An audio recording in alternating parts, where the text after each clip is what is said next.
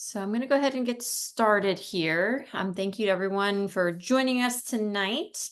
And welcome to Running Medicine National Grand Rounds.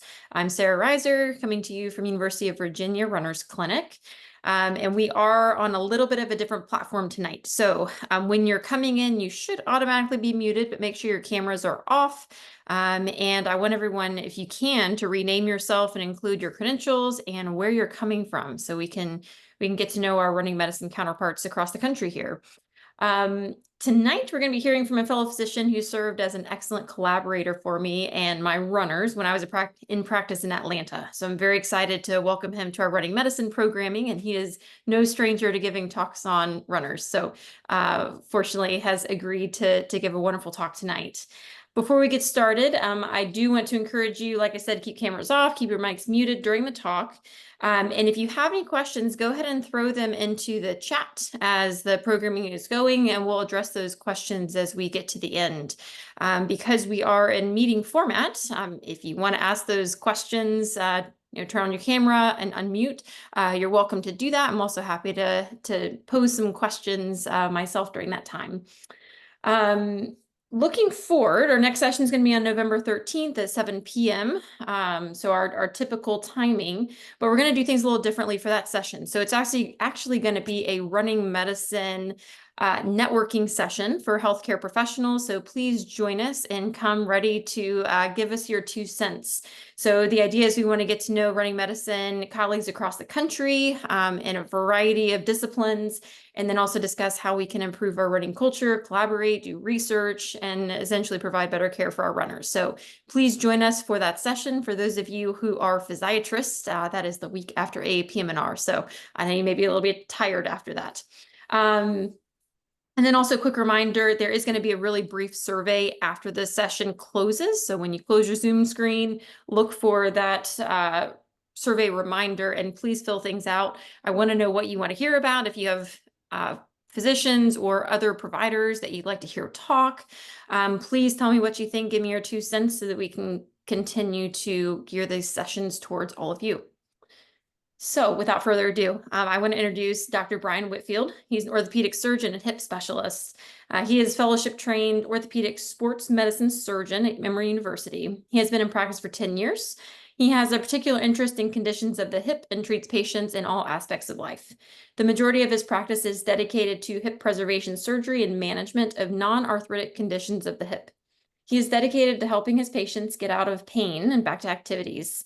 He has a professional and a personal interest in promoting physical activity and considers physical activity to be important for both cardiovascular and mental health.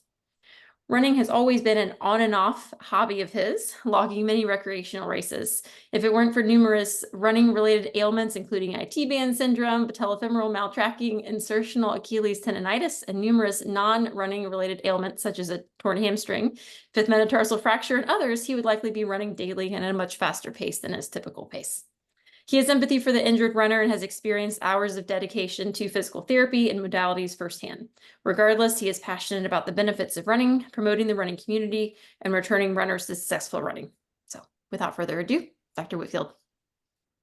Thank you, Dr. Reiser. I really appreciate it. It's nice to collaborate with you again. Good evening, everybody. Thanks for joining us. I'm going to talk about a topic that I'm passionate about, the hip. And let's jump right in. So this is just a general slide of what I'm going to be talking about.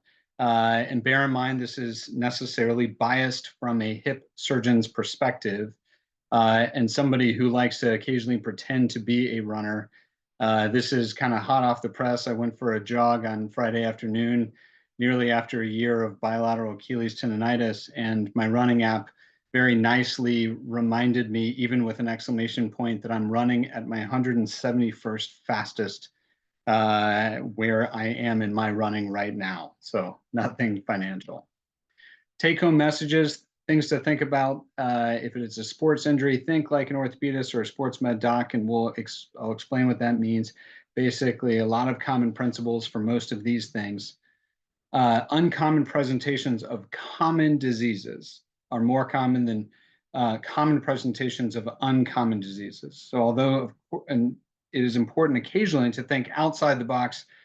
You should also think inside the box. And when I'm discussing the hip, that means the hip. Always consider whether the hip joint is actually involved and not just the things around the hip. Prove the diagnosis with injections. Everybody gets recommended for vitamin D and PT. Conservative care is generally the hallmark for these types of conditions.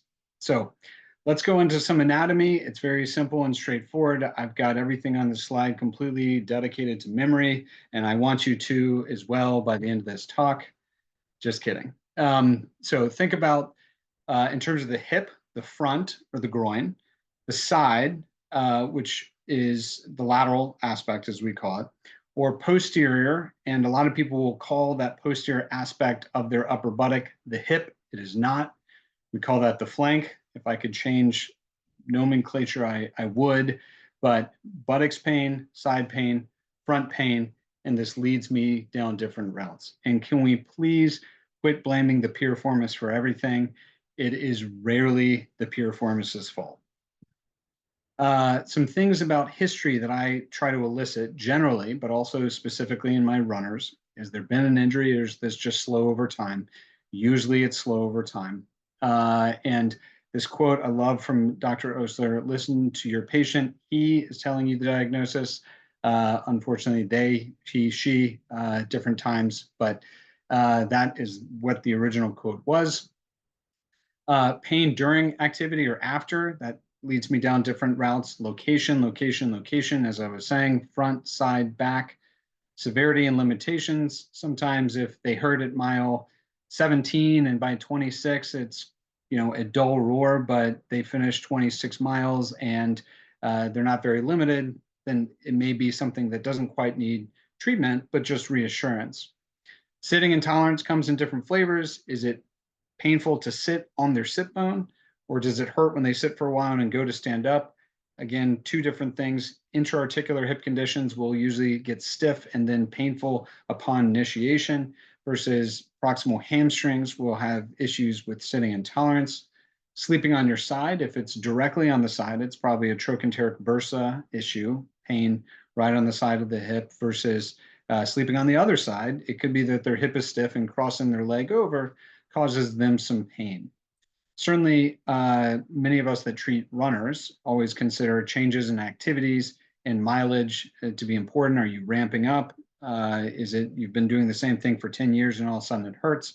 All of that sort of stuff is important. And the dreaded stress fracture, you know, when to order that MRI, this is elicited through some of the answers to the history.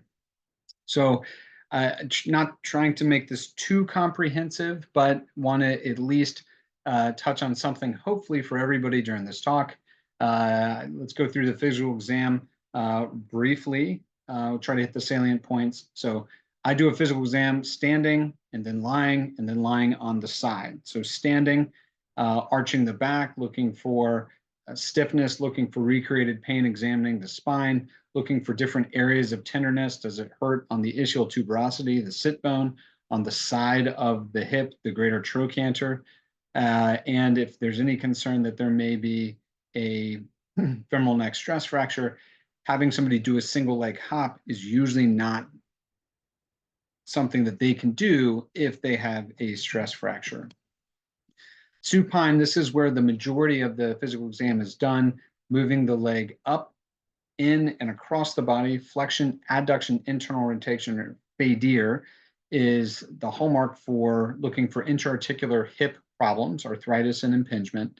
Faber, similarly, there's other things that can cause pain with Faber, or just straight flexion. That's the supine impingement test. If you're thinking about the iliopsoas, if they are having popping in the groin, if you move the leg in a circle or circumduction, and that can recreate the popping, it's important to know whether that's painful or not. And then resisted hip flexion, to actually look at that iliopsoas, to look at that hip flexor. Is that causing pain? Now, there's a couple other things that are more subtle in the hip, and instability is one of the things that's been described in the hip. And this is not something that has been well understood for a long time, but we're realizing the hip can actually have some subtle instability. Not necessarily that it's dislocating like a shoulder, but maybe that the hip is rattling around a bit and moving in abnormal ways, leading to certain problems. So doing a log roll test, I roll the leg, and if it rebounds, then I expect that there is good capsular compliance. Sometimes if the patient has a significant ligamentous laxity, maybe they've had a previous hip arthroscopy and there's weakness in those ligaments, you roll the leg down and the toes just flop to the side and there's no rebound. That could be a sign of instability. Another system that can certainly give you groin pain and hip pain is the abdominal adductor system. We call it the core muscles. So your abs attach to your adductors, the muscles that close your legs together, and they attach at the base of the pelvis, and those things can hurt together. Resisted sit-up, resisted closing your legs together, tenderness over the pubis. As a hip doctor, you've got to be able to evaluate them fully in and around their hip. And this area should be palpated if you're worried that this may be contributing.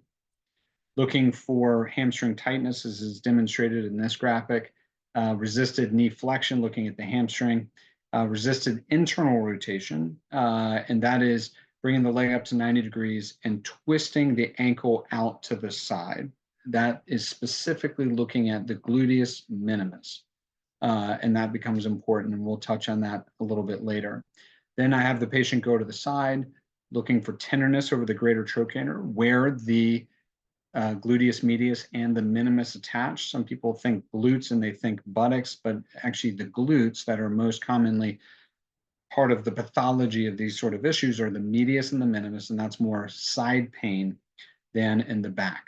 Resisted external rotation and abduction looks at the gluteus medius. Again, resisted internal rotation, looking at the minimus.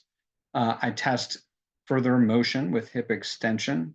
The Ober test is bring the leg into extension and then seeing if it can adduct. If it cannot, that is a sign of IT band tightness, and that could lead you down a different route of what may be causing the problem. The apprehension test, similar to the shoulder, there can be subtle instability, and usually when there's subtle instability, it is the hip wanting to come out the front. That's often where a labrum tear is torn, and that can be recreated just like the bottom right of the screen. And somewhat extension, external rotation, putting an anterior force on the hip and pushing the front of that hip against the front of the capsule. If that creates pain, they may have some subtle instability in their hip, and that may go along with a labrum tear or other conditions. Femoral rotation, I know in running we see this a lot. If you've got significant anteversion, the heel kick when you run, depending on your foot angle progression, the rotation of the femur can have a lot of value or a lot of influence on that. And in the lateral position, if you put their greater trochanter up, the leg should be pointing towards the ceiling at about 15 degrees. They're significantly retroverted if the leg is pointing closer to the floor, or they can be significantly anteverted. And these things are tested for. And generally, you want to look for their foot angle progression. Just where do their feet face? Do they, as we say, duck walk, toe in? This can lead to certain conditions of the hip. So I know that was quick, but I wanted to at least touch on it. Additionally, what I consider part of my physical exam is a response to an injection. Now, usually these injections are cortisone and some numbing agent. And I consider this part of the physical exam because knowing where the pain is takes me down a path. Knowing what creates the pain on physical exam takes me down a path, but also knowing what and how the pain is alleviated also takes me down a path. So, for example, the intra-articular hip can give you groin pain, can give you buttocks pain, can give you side pain. If I give you an injection inside your hip and your pain goes away, even for a short amount of time, that is telling. Or if you have side pain, lateral pain, and we're worried about trochanteric bursitis, but then you get an injection and none of your pain goes away, but then you get an intra-articular injection and all your pain goes away. These things take me down and tell me something about the nature of the pain. So sometimes I'll give an injection, the patient will come back, I'll say, did that help? And they say, no, I'm no better than I was before. But then you ask further questions. For 2 weeks, I was completely pain-free. Well, that was a diagnostic response, meaning that we know that wherever that medicine was given was the source of the problem. However, there just may not be a long therapeutic benefit. So which pain, how long, what percentage, all of that is information. So general treatment guidelines, again, for femoral neck stress fractures, everything is a bit different than this. You need to work up and potentially treat a little bit differently, but typical conservative care, you give them medications, you tell them to rest if they're doing things that cause specific pain and issues, activity modification as it comes specifically to the hip, avoiding high flexion, physical therapy. Most runners would benefit from physical therapy, I would argue, but I'm again biased. But benign neglect, a lot of people just need to be educated that no, this mild amount of pain is not going to get worse. It doesn't mean you're doing damage. You're welcome to ignore it and just push through it, versus no, this is really not something that you can push through. Injections, typically cortisone. Sometimes you can just do numbing medication, or you can also do Toradol to see if that gives you significant relief. Now, as it comes to a lot of the insidious onset problems, meaning you didn't fall and break something, but things started hurting over time, you don't really know why, it is often 6 months before surgery is considered after you've tried a bunch of different options. And that is certainly true for doing hip arthroscopy, which is my most common surgery. And then, of course, surgery is considered. So what are common hip conditions as it relates specific to the runner? Well, in the literature, in a review, these are what was listed, and ignore the busyness of the slide, but IT band syndrome, which is pain on the side of the hip, snapping hip syndrome, which is related to IT band syndrome. Snapping can be from your hip flexor, snapping can be from your IT band, and femoral neck stress fractures. Well, I would argue that there's a lot of other things that can cause pain in runners. And in my practice, that is mostly hips. When I see runners for these conditions more than those. So femoral acetabular impingement. Now I'm going to give some basics because again, I don't 100% know my audience, and I want to give hopefully something for everyone. But basically, femoral acetabular impingement means the femur, the thigh bone, runs into the socket. Our term for the socket is the acetabulum, and they impinge, or they run into each other. So FAI for short. And the labrum is the cartilage gasket that runs around the rim of the socket. When those two bones run into each other, the thing that gets sandwiched in between is the cartilage gasket that runs around the rim of the socket, or the labrum. So impingement and labrum go hand in hand. How does this typically present? Certainly pain with activities, worse when you've been sitting for a while and you go to stand up, difficulty with putting on and off shoes, twisting the leg is usually stiff and painful. Impact cutting more than running, but it can certainly happen in running. In running, you're not in a position where impingement occurs, but if you've torn your labrum and you've developed some instability of your hip, that can certainly cause difficulty and pain with running. So a little bit back to the physical exam, this is Fay-Deer and Fay-Burr in the bottom right of the screen. We call this the impingement sign, just in the bottom left. Decreased range of motion and pain recreated. There's more to it than that, but those are the basics. Now, the other thing is I've got a lot of patients or partners or different people that send somebody to me and say, well, this is clearly not the hip because they don't have groin pain. Well, that's actually not a fair statement. In this high volume hip arthroscopist has found that 10 to 15% of the time when he does surgery on patients for a torn labrum, and found that they have just as successful outcomes as patients that don't have groin pain, sometimes buttocks only, sometimes lateral only, or lateral and buttocks, 10 to 15% of the time, hip conditions won't necessarily give you groin pain, so you can't use that alone. Again, you got to use the history, the physical, the response to injections, the whole package to really make sure you understand.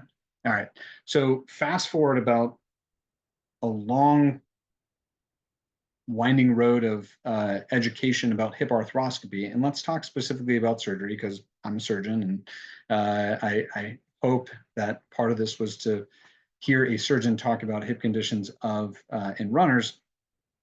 After non-operative management, if they have significant and limiting pain, not just it hurts, not because you're worried that they're going to develop arthritis, not to prevent pain from being worse, but because right now the pain is bad enough and we can't make it better doing other things, surgery can be done for this condition, certainly. And this is usually a hip arthroscopy, fixing a torn labrum. There's other things you can do to it. You can debride it or you can reconstruct it, but usually managing the labral tear and removing the impingement. These are X-ray pictures of somebody burring away a little bit of a bump of bone that was causing impingement.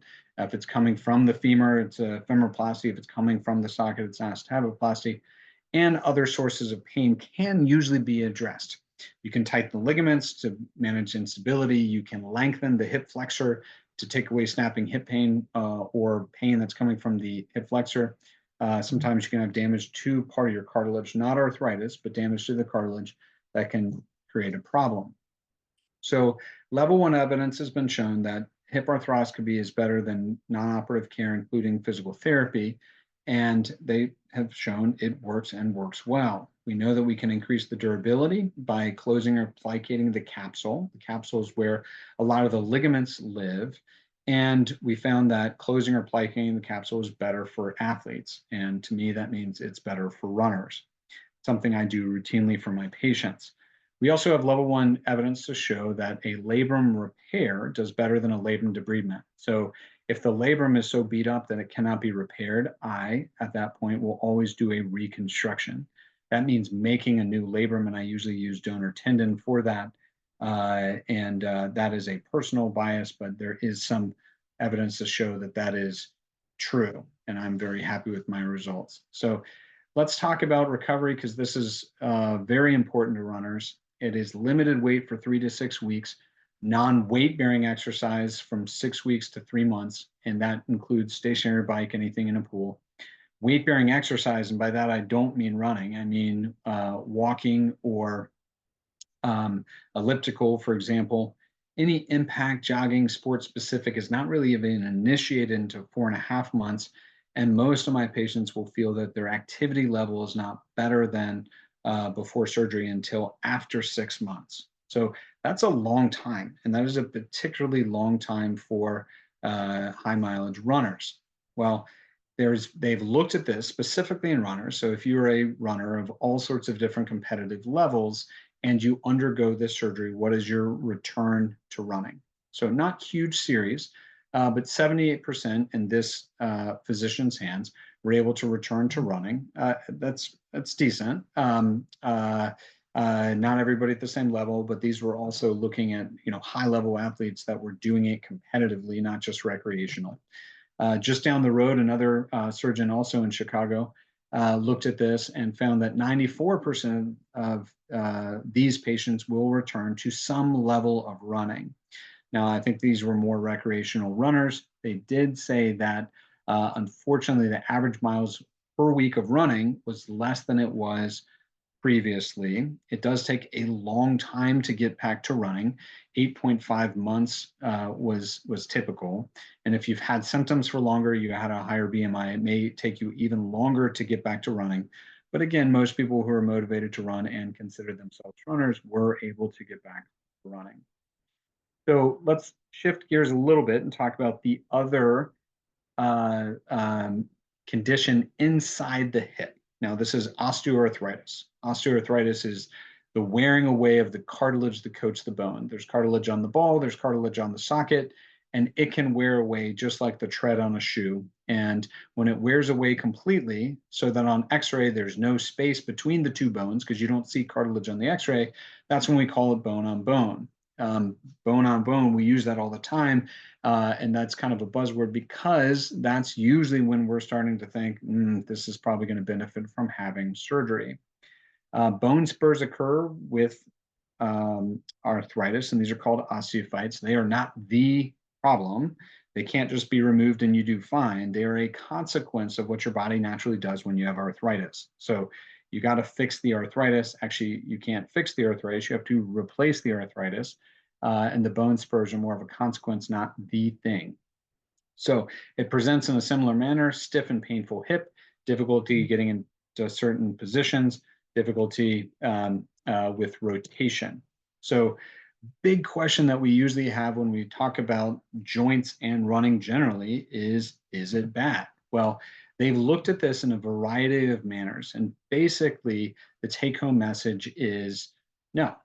We do not think that certainly recreational running is bad for you. In fact, if you do major surveys or major analysis of different papers, they've found that actually recreational runners on average have less osteoarthritis than the population.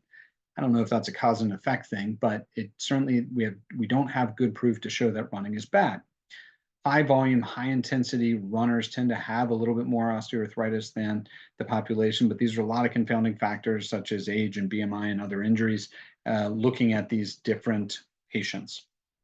So another survey of marathon runners, trying to find, do you have any arthritis, do you not, and what are your, how much running have you done, years, miles, etc.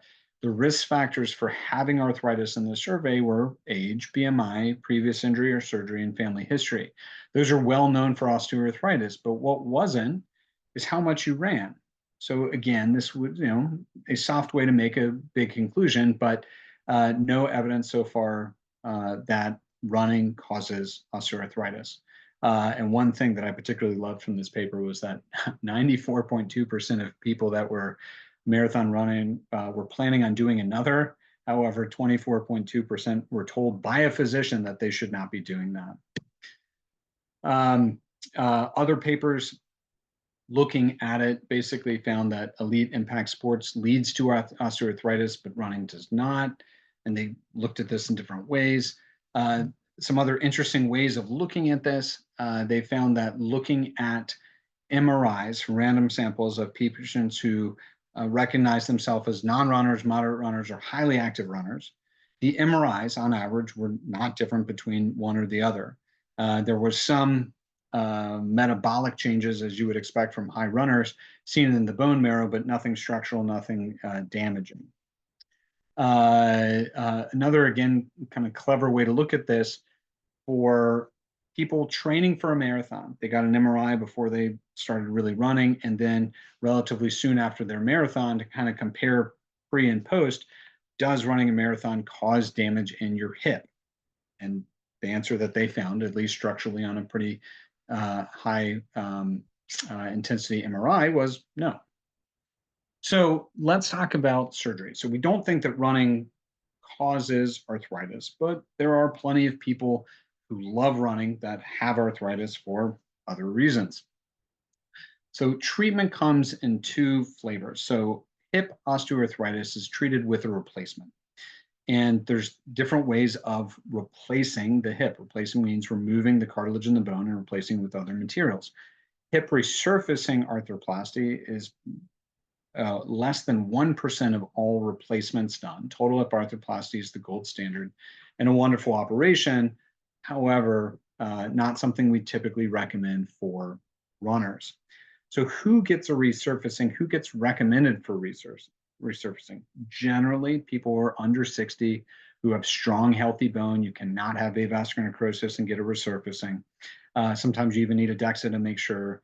Males usually, females, there's a lot of hesitation to doing hip resurfacing, and it's not sexist. It is because a smaller bone will have a higher risk of having a metal reaction, and women have been shown to have a higher risk of metal reaction with this type of replacement.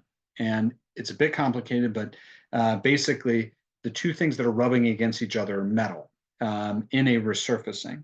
Sometimes little ions of metal can be caused from that wear, and the body can react and cause a lot of local damage to somebody. And again, smaller sizes of these replacements seem to make that more likely, makes females more likely to have that. So there is some hesitation in recommending hip resurfacing in females, not a total pause, but at least a hesitation. I don't do this, by the way. I have a partner who does, and I send him patients all the time for this type of procedure, but it is not something I do personally. So who do we, again, we recommend higher demand activities. So if you want to play singles tennis, if you want to run, if you want to do impact jumping, basketball, those sort of things, and you really want to continue to do that after you have this type of surgery, then these are who we consider. If you look in the mirror and you see somebody who is 30 years younger than you actually are, and you say you really want to do these activities, then this may be the procedure for you.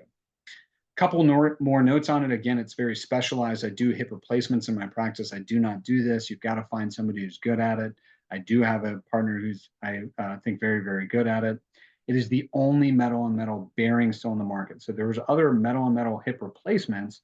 They were all completely taken off the market because of metal reactions. It seems to be less with resurfacing, but it's not zero. You still have a femoral neck when you do a resurfacing. So you can still have a femoral neck fracture with a resurfacing, which you cannot have with a replacement. A conversion to a replacement is easier than if a hip replacement needs to be revised.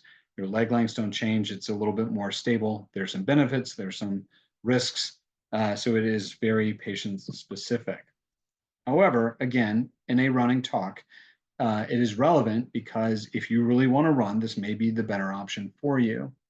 They've looked at this in a couple different ways, and they found that only 3.8% of people who underwent a total hip in this series were running postoperatively, and this actually included resurfacings and normal total hips. There were more total hips, but there was a lot more total hips done. Other patients who underwent a resurfacing, only 40 of 202 actually were runners before. These were, again, younger age, 31 to 61, short-term follow-up, but found that 91% of people who ran pre-op ran post-op. At 2 to 4 year follow-up, only 82.5% were still running, but again, pretty reasonable numbers considering having a replacement. Okay, switching gears again. I did not want to give a talk on hip and running without talking about femoral neck stress fractures. This is a whole talk of its own, and I'm sure Dr. Raiser can talk more eloquently about this topic anyway than I can. But let me tell you a little bit from my perspective. So anytime you suspect this, you need to get an MRI. That's part of the workup, that's part of the treatment. And unfortunately, for runners, I end up getting more MRIs than I need to, but this is not something you want to miss. So who are the patients that get it? It's usually the lower BMI, the people that are not giving themselves the appropriate energy for stressing their body out with a lot of running. It's when people ramp up their running and ramp up their activities after a slow buildup. And sometimes you can't always tell. So anytime I diagnose this, I always think it's a team approach. You want to either get an endocrinologist on board, or women's health, or somebody that really is going to do bone health. And Dr. Raiser obviously is an expert in this. Psych is important. Psych can be important for a couple reasons. There can be a concurrent eating disorder, which is important to diagnose and appropriately refer and treat. Also, they found that if you run regularly and then all of a sudden you stop, somewhere between 7 and 14 days later, if you ran every day and then don't, you are majorly depressed. Like, your scores for depression are completely bottomed out. And there's something about all those endorphins that keep people who exercise regularly regular. And if you take that away, it can be a big issue. So I usually counsel my patients who are very aggressive athletes, look, if you need to completely shut down, it is going to cause some of these other issues. Just think about it. So presence of an effusion on MRI does have prognostic value, and tension and compression. So if you look at the hip, the ball, the force of the body goes through the ball and then down through the ankle. So at the bend, the inside bend gets smushed together, and the outside area is the tension area. So compression on the bottom, tension on the top. And there are great algorithms on exactly how you should fix this. Yeah, I'm going to skip through this a little bit to give you the surgeon's perspective. So what are we thinking in terms of operating? Well, first of all, on an MRI, seeing a line is generally bad. Most of these, when you diagnose them, will have stress responses. You'll have edema, you'll have inflammation in the bone, but you will not see a line. If you see a line on X-ray, and you have to squint or you zoom or whatever, but there actually is a line in this femoral neck on this X-ray that needs an operation. So if you see it on the X-ray, that's bad. That would be put them on crutches and call your surgeon. If you see a line on an MRI, it depends. If it's on the top of it, or the superior aspect, or the tension side, that needs surgery. If the line is on the compression side, but over 50% of the femoral neck, that needs surgery. If you see any line and there's a concurrent effusion, that needs surgery.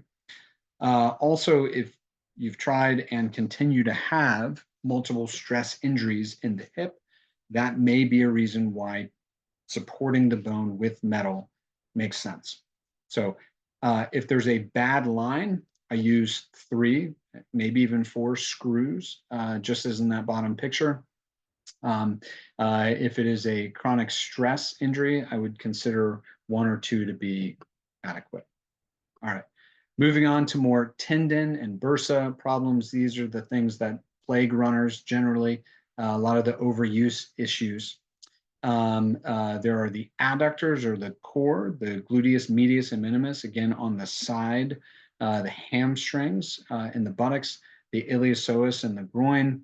Again, let's quit blaming the piriformis, it's not his fault. So bursae typically attach at, or are present at tendon attachments, and they are found all throughout the body. Typically from a bursa issue, it's tender, it hurts. But it is very important to distinguish, is it just tender? Does it hurt when I push on it? Or when they use that muscle, is it weak and does it hurt? So that is a huge separating factor for, does it hurt on the side of your hip? Yes. Now, when you do resisted abduction, resisted external rotation, resisted internal rotation, does that recreate pain? Does that recreate weakness? And this graphic is kind of showing pushing the ankle against the examiner's hand. That is resisted internal rotation. That is gluteus minimus. That is common if they're actually having tendon involvement, not just the bursa. Inject, again, as I mentioned before, I think it's worth repeating to really prove that, one, just hitting the reset button on the pain isn't going to make them better for a long time, and to really be sure that that's the only thing happening. There is some concern about cortisone and tendons. If you're really that concerned, I would use Toradol. I usually use cortisone for the first injection and Toradol thereafter. It depends, and I'm sure there's going to be more on that to come over the next years as we figure this out a little bit better. I tell my patients to ignore painless snapping all the time. In fact, usually what I do is I squat down and show them how loudly my knees pop every time I go up and down and say, not a problem. If it hurts and it snaps and pops, fine. But usually what that is, it's just a tendon snapping over an edge. And if it's inflamed, again, that's one thing. But if the tendon is just snapping around because your anatomy and you're moving it around, it doesn't necessarily mean it needs to be fixed unless it really bothers them enough. And usually, again, that's not in isolation. So I generally try never to say never, but I never take these types of issues to the operating room without being sure that the hip joint is or is not involved. I do that by giving an injection into the hip under ultrasound to see if that is going to alleviate any pain. If it does temporarily to some significant amount, maybe it'll last for a while. If it does under short term, then maybe we need to fix the joint too if we're going to surgery. So again, typical treatment applies: physical therapy, eccentric strengthening of the involved tendons. And, I'm not a physical therapist, so I don't want to step on their toes too much, but these are some general things. There's an overstretch that requires two people. I don't know if I made this up. If not, I owe somebody else credit, but I found a way to do this by myself. And this is my 13, almost 14-year-old daughter demonstrating this picture. So a quad stretch, so this would be her left leg. She's pulling it into a quad stretch, and then you want to pull to a quad stretch and then adduction. So if you flip your heel down over that knee, push it down, you can stretch your IT band or really your tensor fasciae lata, as well as your rectus femoris. Realistically, in this picture, I would want her to have a little bit more hip extension, but she's a teenager, she doesn't listen to me. But realistically, hip extension and trying to do adduction, somebody else can help with you. If you've got some level of flexibility that you can do it yourself, I find this a good stretch if you even believe in static stretching. So time, again, usually these irritations can come and go, typical conservative care. Now, biologics is something that I do recommend for tendon issues. I'll touch on that in a second, but reassurance. So structurally, everything looks okay. You've got some degeneration, you've got some things that are inflamed. Doesn't necessarily mean anything terrible is going on. How bad is the pain? How bad does it limit you, etc. So for my year of bilateral Achilles tendonitis, I was never really worried that my Achilles were going to snap. Maybe I should have been, but I wasn't.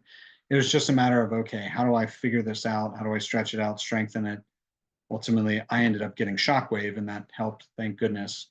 Pain's not gone, but I can run, so I'll deal with the pain. But how do we treat painful tendons? If they're torn, that's one thing. If they're mildly, partially low grade, which means less than 50% torn, very inoften is this a recommendation for surgery. So PRP and biologics, I don't do it, but I refer to partners all the time to do it. I do think that it is best known for incompletely torn, painful tendons.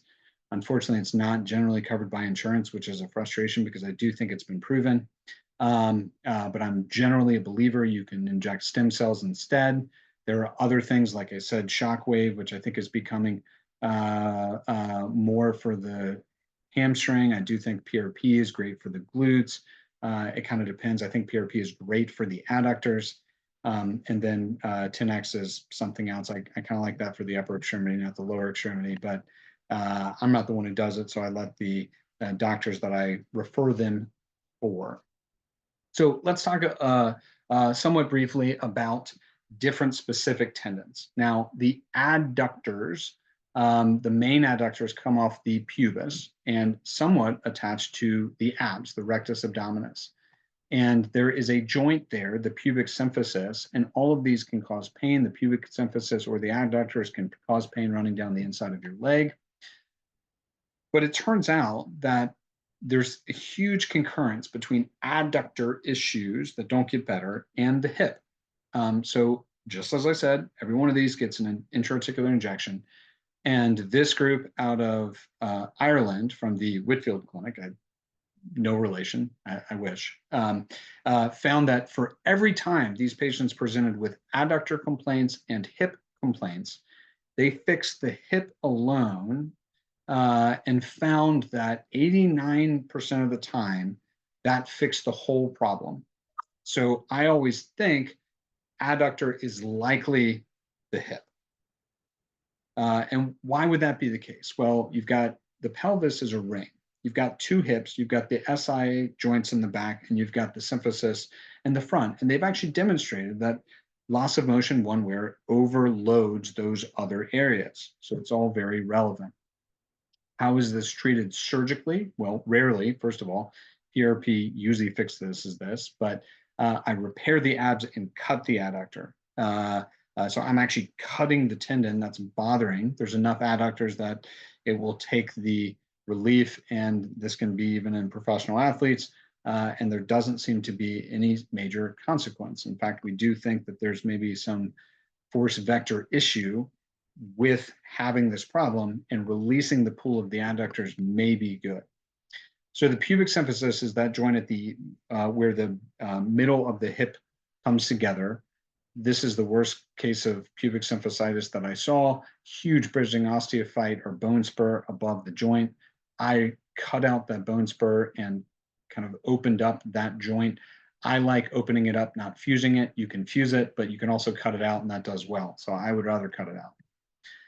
Gluteal tendons. So the gluteus medius and gluteus minimus taps on the outside of your hip. I know I keep saying it, and it's bearing repeating. Greater trochanteric pain syndrome, proximal IT band syndrome, external snapping hip, trochanteric bursitis. This is all the exact same location. Now we have to piece this apart. Does it snap or not? Is it just hurt or is it weak? All those sort of things, very important. So I am not a huge believer in cutting the IT band, lengthening the IT band. I am not a huge believer in doing an isolated bursectomy. I'm not convinced that you've done anything good. I've heard people say, and if Dr. Muffley is on here, I will quote him quoting somebody else. Bursitis is the smoke, but you got to find the fire. It's not the problem. You have to find the problem. And so I don't think that an isolated bursectomy has much of a role. I think that it must be a sign that something else is going on. I will treat it, but I will usually treat it with a tendon repair. And that would be repairing the glutes. Proximal hamstring, sit bone. This is not just when it rips off, we put it back. Chronic undersurface tearing of the proximal hamstring on the sit bone can be repaired. So again, I know that that was kind of very brief, but a broad overview, if you will. Let me highlight that with just a few cases, and I'll take some questions. 42-year-old female avid runner with hip pain, multiple femoral neck stress injuries, never aligned, was put on crutches multiple times over 3 years, really frustrated, really loved running. X-rays didn't show any significant arthritis. If you look carefully, there's a little bit of calcification in the labrum, which to me means it's torn. There is some impingement there. MRI on this axial slice, forgive me if you're not comfortable looking at MRIs, there's a impingement cyst, which means there is impingement occurring. There's also edema in the femoral neck. I didn't know if that was from impingement, but it was read as being a stress injury.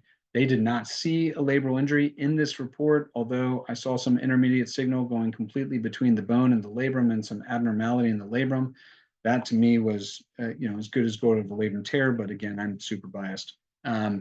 So I gave her an intra-articular injection, and it took away all of her pain. Now, if the bone's broken, I don't think that cortisone in your joint is going to take away your pain completely. I don't use that often when I'm looking at stress injuries, but in this person, I thought it was appropriate.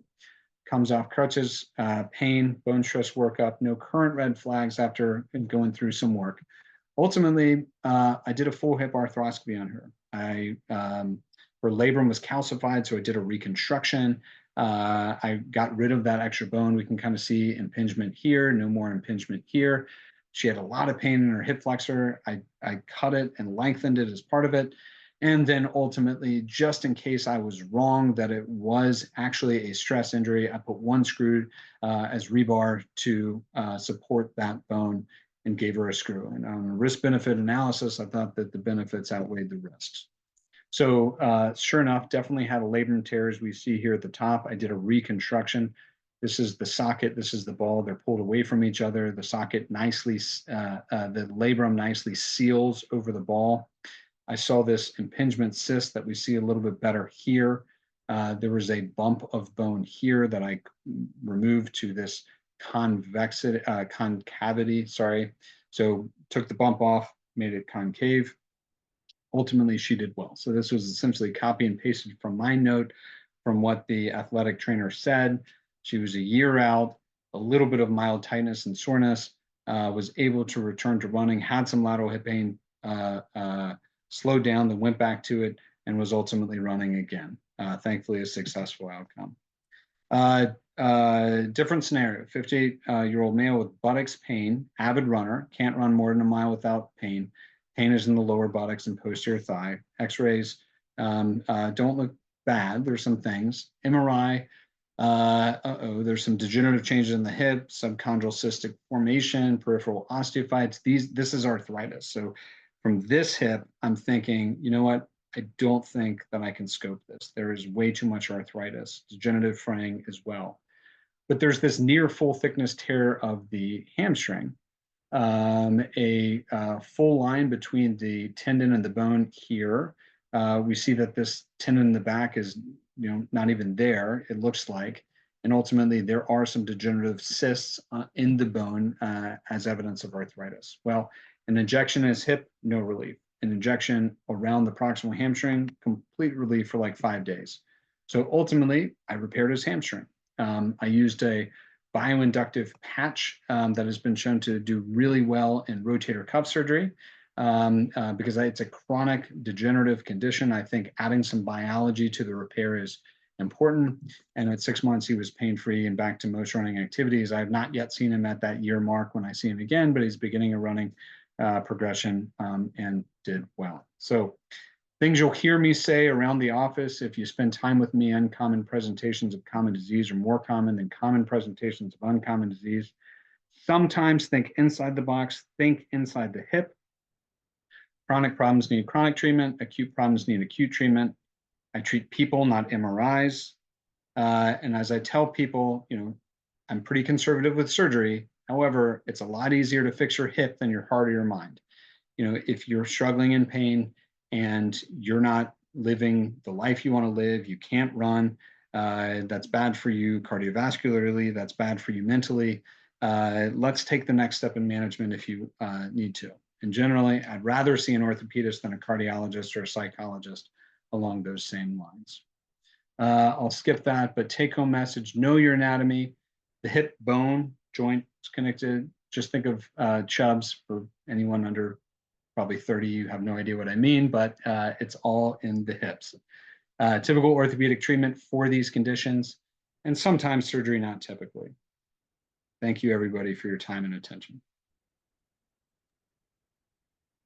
Thank you, Dr. Whitfield. That was great. I do have a few questions here. So, can I have you unshare your screen here? Yes. There it is. Excellent. Okay. Let's see. All right. So a couple of questions that have come through so far. So one of them is your commentary about the mental health piece, which I love because I think one of the toughest phases of trying to heal from an injury, especially one as catastrophic as femoral neck, where people have to be on crutches for a period of time and can't do additional activity. I got a question about, do you have any references or any other literature that you would suggest in terms of some of that data for the time frame? The time frame in terms of that specific thing that I said in terms of your scores plummet. It's been a while since I saw the reference. I should have looked it up before this talk since I referenced it. No So worries. I would have to look into that. Unfortunately, I don't have that specific reference. If I run across it, I'll send it out, and I'm sure you can kind of Yeah. blast it out. But yeah, that was me remember hearing that a long time ago. But specifically, no, I'm sorry. No worries. I think that's an excellent thing to be discussing. Sometimes we forget the brain is connected to the rest of the body. So I appreciate that. Another question, which I think you answered, but I don't know if you have additional commentary, but questions about putting steroid injections into hips. I think you already commented, hey, I do one of those. After that, we would do Toradol. any other thoughts on that? And the question is kind of in terms of risk for joint degeneration or injury from the steroid. Absolutely. So they've looked at this in many different ways. You can look at it in the laboratory, you can look at it in the clinic, and if you have pain and you go to see an orthopedist and they give you an injection, you're probably more likely than most to have arthritis. I'm not convinced that that injection gave you arthritis, but I do think that there is an association between getting an injection and having osteoarthritis. There was one paper that came out showing that some extremely high level of steroid and a lot of uh, numbing medication led to rapid onset degeneration. I mean, I believe that paper, I use a relatively lower dose of dexamethasone, not the, I think, 80 milligrams of depomedrol that they were using. I've just not seen it. And so with some reckless abandon, if you will recommend and give at least one cortisone injection into the joint without being terribly concerned that I'm causing harm. Now, if you're doing it over and over again, I think that that's bad. I do not recommend one injection to one specific location more often than once every 3 months. I do this in teenagers where I give them an injection before I recommend taking them to surgery because I just don't think that it causes that level of osteoarthritis that we're worried about. So there is a lot of hype in this, and I think a lot of people are using it to skip conservative care.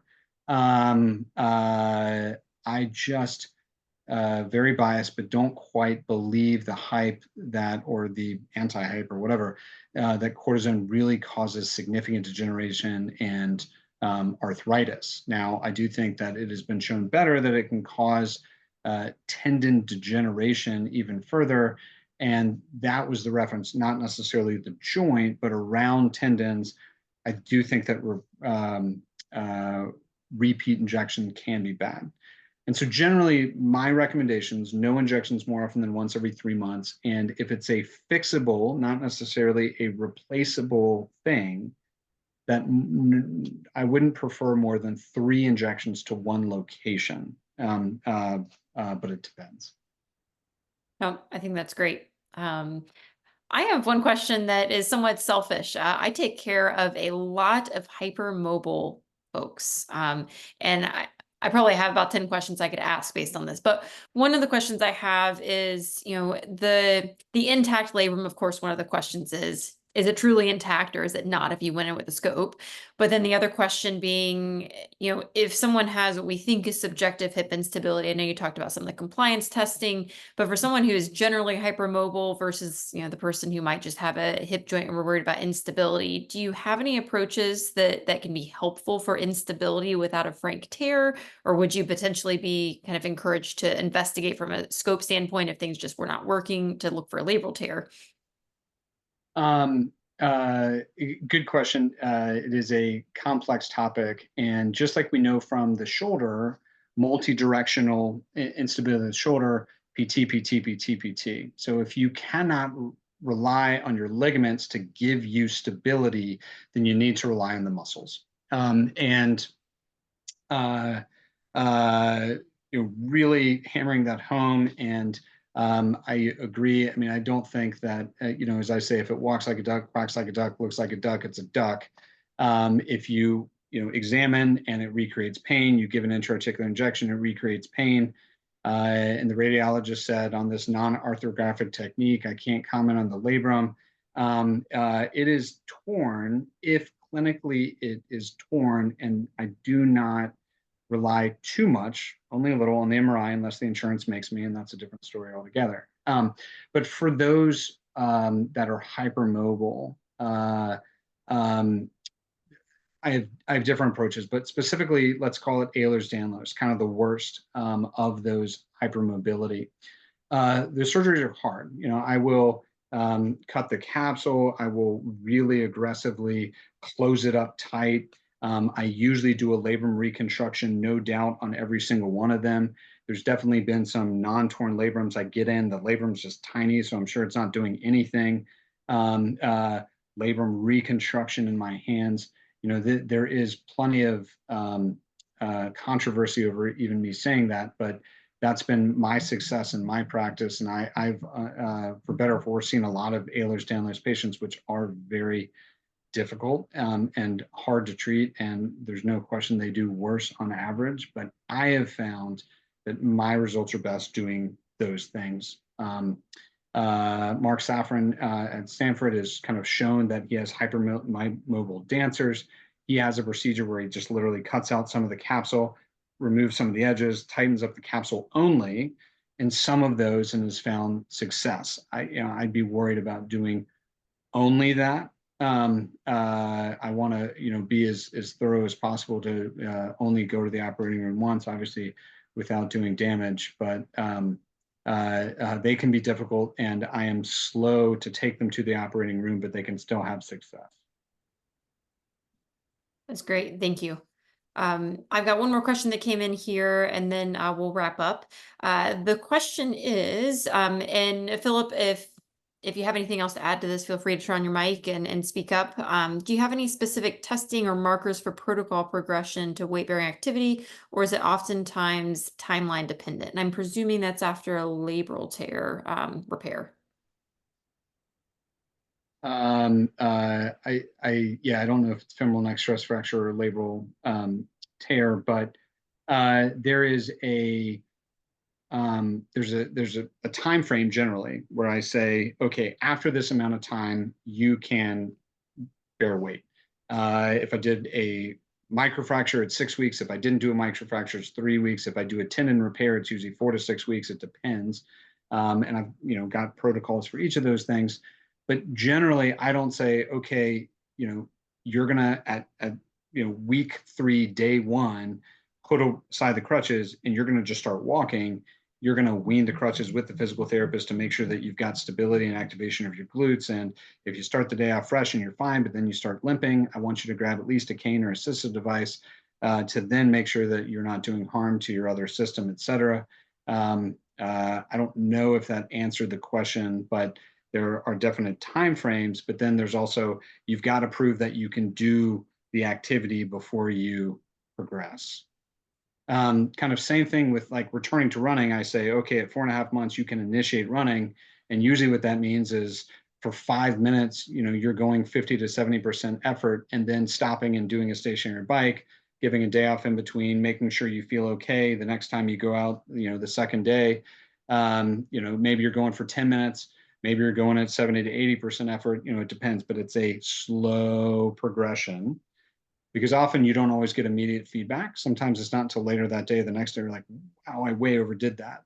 So you can't rely on that immediate feedback. You've just got to do it slowly and look at the feedback from a day or two, not immediate feedback.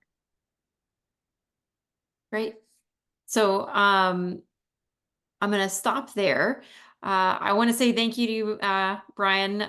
You've been a great person to work with. And, for the folks who are on here, I don't work with a lot of orthopedic surgeons who do quite as much from a diagnostic standpoint and really holistic approach.